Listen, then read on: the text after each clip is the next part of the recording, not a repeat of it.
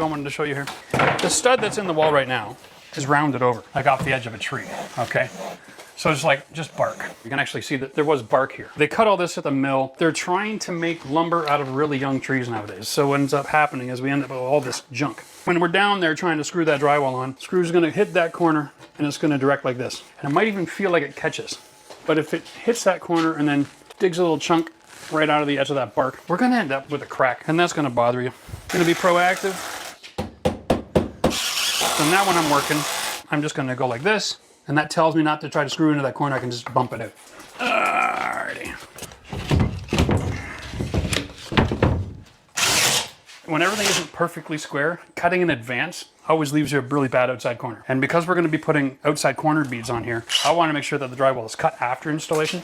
Get a nice clean edge, just like we did with this door. One of the rules is how to make a bulkhead. We're going to be constructing ours with a couple different building materials in mind. We're going to build something that stays incredibly strong and square and also soundproofs this room. So we are going to be sacrificing a little bit of ceiling height for soundproofing. If I make my bulkhead 11 inches, I have about 1.5 inches space underneath here.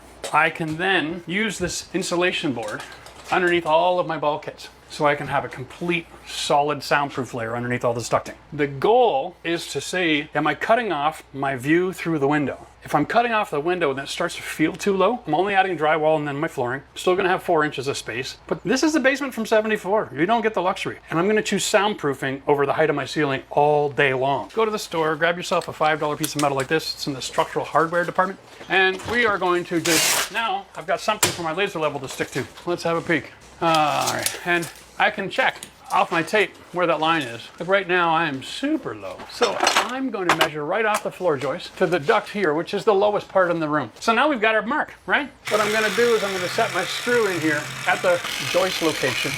The board is 2.5 inches thick. The strapping is 1/2 inch, that makes it 3. Those are 3.5 inch screws. So I'm 1/2 inch into the actual joist itself, plus whatever I bury the head, which means that if there's any electrical or plumbing running around, it's all at least 1.5 inches above my joist location. So don't run risk of having any damage. Having said that, before you insulate, make sure all the penetration through your joists are in compliance so that you can do things like this without risking any major bodily harm. If you're a fan of the channel, maybe you've seen years ago, I did some bulkheads and I showed a couple of different techniques. What we're doing is we're creating a screw surface. That's all this is. Simple process for this stuff here. 8 1/4. Okay. And then we go like this.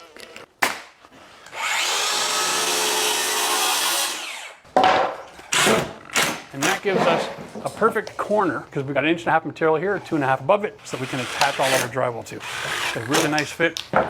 That's not going anywhere. Now you'll see, I've got different gaps all over the place.